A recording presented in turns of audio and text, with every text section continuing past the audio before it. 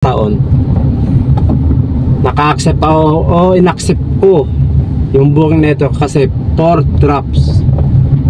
Yan, ngayon lang po akong naka-accept ng booking ng 4 drops kasi kadalasan po 1 drop, 2 drops, yan, bihira naman 3 drops, pero ngayon 4 drops po.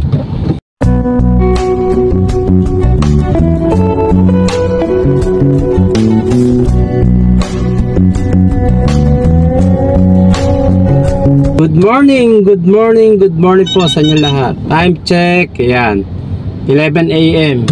Ayan, alas 11 na po ng umaga ngayong oras na to. Bali ngayong oras na to, bumiyahe po ako dito sa Transportify. At yung nga po, naka-accept po tayo ng booking. At yung booking na na-accept ko, ayan, sa unang pagkakataon, naka-accept ako o in-accept ko yung booking nito kasi 4 drops. Yan, ngayon lang po akong naka-accept ng booking ng 4 drops kasi kadalasan po 1 drop, 2 drops, yan, bihira naman 3 drops, pero ngayon 4 drops po yung na-accept yung booking dito sa Transportify. Colonel Bonnie Serrano Avenue, bali Quezon City, Caloocan, tapos may Bagong Bayan. Yan, yan po yung mga. Tapos yung pang-apat na drop ko dito sa may pinag-pick-upan ko sa may Mandaluyong. pagkaraan ng 1.5 kilometro, manatili sa kaliwa hanggang 185 Colonel Bonnie Serrano Avenue. Yung item na na-pick po kay customer ay mga computer accessories po, mga equipment po. Kaya papakita ko sa inyo. Bali 3 monitor. At yung pang-apat, yung last drop ko, yung may kukunin ako kay customer ng replacement na monitor din. So ito po yun, yan, 3 monitor po yan. Yung nakatahonin nyo, nakatapa para hindi siya gumalaw. Kita ko ninyo, 3 po yan. Magagalang naman po yan. So kada isang drop monitor bibigay ko, hindi papipirmahin ko sila dito. May receiving copy sila.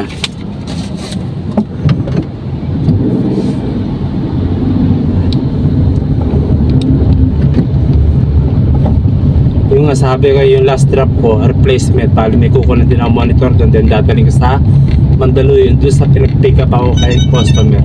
Yun po pinaka last drop ko.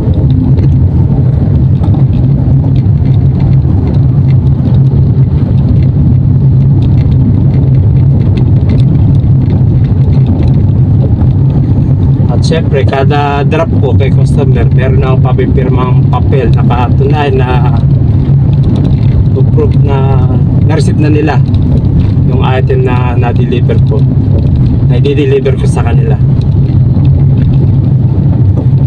May kopya sila at may kopya din ako. Sign and then date, signature, yan. Ito po yun, yung mga papel ho yan. Kada drop, papipirmahin ko po sila. Then ibabalik ko rin po ito sa pinag-pick up ako kay customer. Okay? At syempre,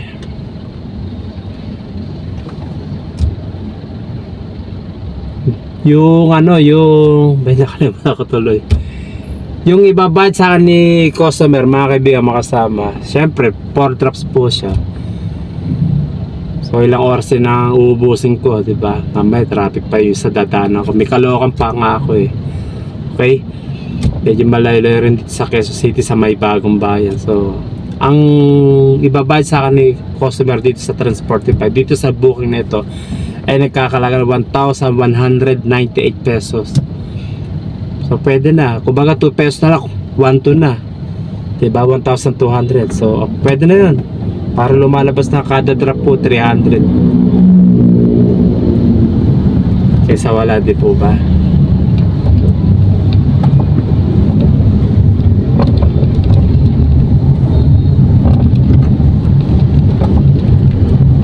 Okay, mga kaibigan, yan, 30 minutes na lang po remaining time. Bali makakarating tayo sa first drop po natin kay customer. At ang layo, mga kaibigan, 8.7 kilometer.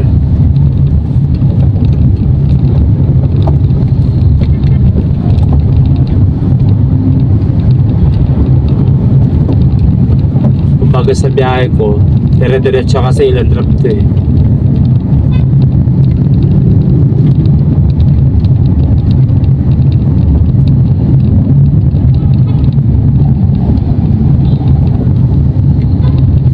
Sa totoo lang, ngayon po naka-accept ng booking ng ano.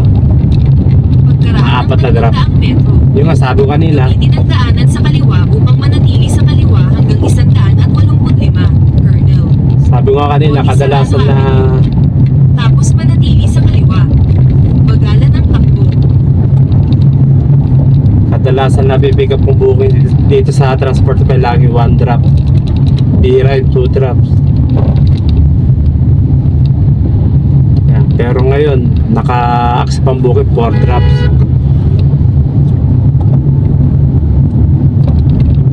Manatili sa kaliwa.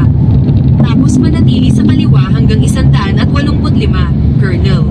Bonnie Serrano Avenue. Magalang naman to. Mabigat pala. Pero kanina magang eh. Siyempre nakadapa. Yan, okay. Kita ko din yan. Tinan nyo. Yan po yun, oh. Pang-monitor po siya. 3 peraso. Pag binuot mo ng patay eh, magaan na. Okay, mga kaibigan, inulit ko 4 drops. Nang na-accept ko ngayon buong araw na to, yan. Tapos ang babayad sa akin 1,198 pesos. So 2 pesos na lang, 1,2 na. Para lumalabas kung 4 drops eh, 300 per drop. So equivalent to 1,2. Ito po ba? Okay, yun lang po mga kaibigan. Tsaga-tsaga lang po tayo sa ating mga biyahe para kumita tayo dito sa Transportify. Lagi po tayo mag-ingat sa ating mga biyahe. God bless po sa inyo lahat.